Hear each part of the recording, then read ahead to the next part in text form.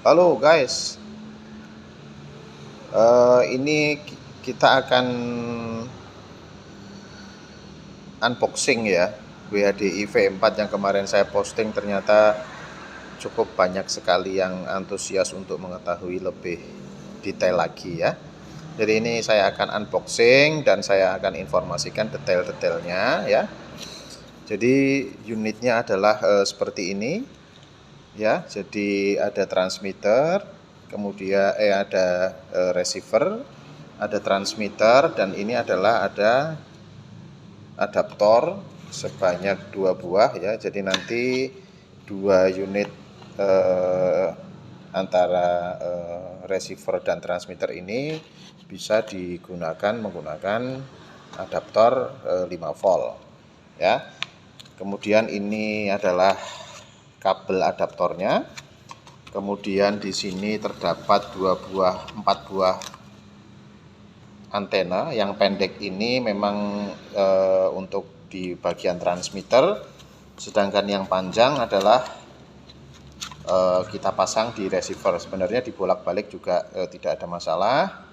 Kenapa yang pendek ini saya pakai untuk di transmitter? Karena di transmitter sendiri membutuhkan satu tampilan yang lebih simpel ya, dan antena ini sudah kita set menyesuaikan dengan panjang gelombang dari frekuensi kerja wireless ini ya.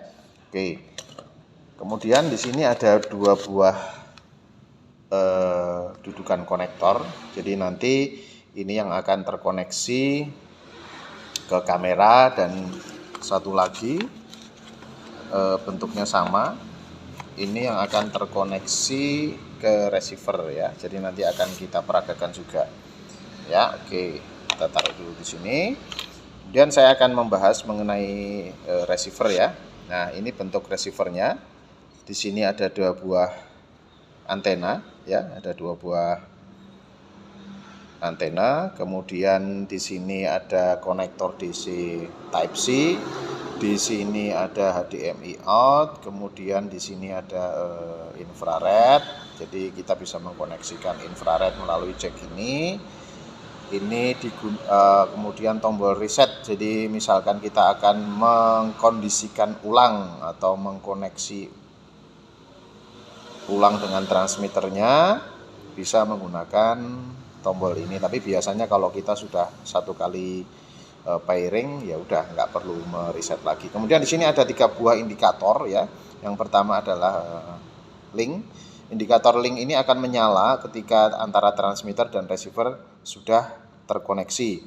Sedangkan indikator video itu adalah indikator yang digunakan untuk menginformasikan bahwa sudah terdapat sinyal video di dalam transmitter dan di HDMI outnya sudah terisi informasi video. Sedangkan indikator power ini ya seperti biasa mengindikasikan bahwa powernya sudah masuk. Receiver ini nanti kita bisa menggunakan adaptor 5 volt dengan soket Type C, dan di sini terdapat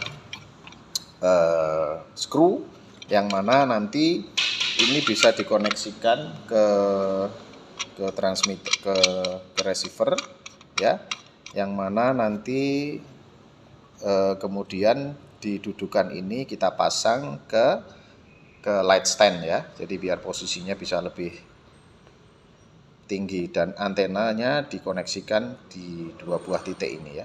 Oke, ini dari sisi receiver. Kemudian dari sisi transmitter sama juga, ada terdapat 2 buah antena ya, yang dikoneksikan ke antena yang pendek ini tadi ya. Kemudian di sini terdapat soket Type C juga ya, soket Type C juga. Terus kemudian di sini ada soket HDMI in, dan kemudian ini HDMI out. Jadi ketika nanti kita memasang HDMI in di sini, maka nanti HDMI outnya ini sudah keluar sinyal loop outnya ya. Jadi misalkan untuk memasang eksternal monitor dan yang lain-lainnya. Kemudian ini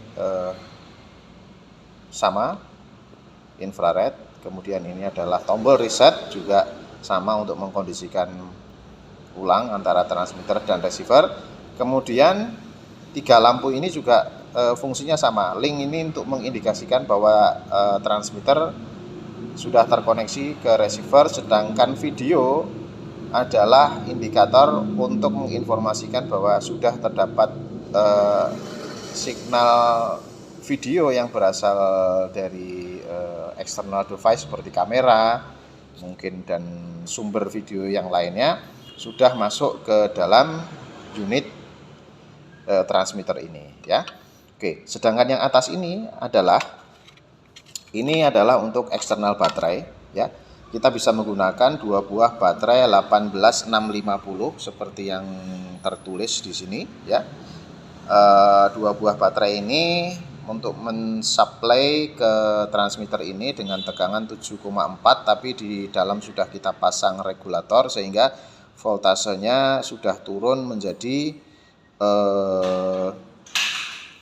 volt.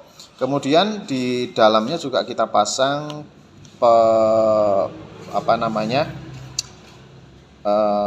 antipolaritas terbalik ya. Jadi ketika kita memasang baterainya terbalik, untuk rangkaiannya ini akan